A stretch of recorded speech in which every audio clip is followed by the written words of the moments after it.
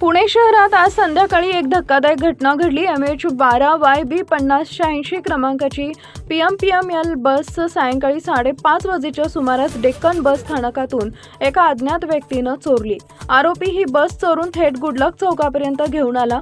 सुदैवाने या घटनेत कोणतीही जीवितहानी झाली नाही। या प्रकरणी पोलिसांनी गुन्हा दाखल केला असून आरोपीला ताब्यात घेतलंय।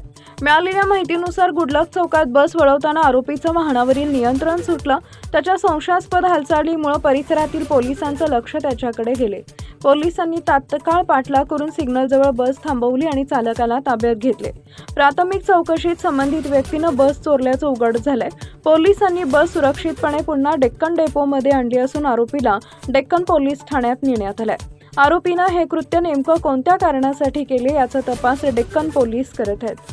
टाइम्स ऑफ महाराष्ट्रसाठी शिवानी लकडे यांचा रिपोर्ट, पुणे।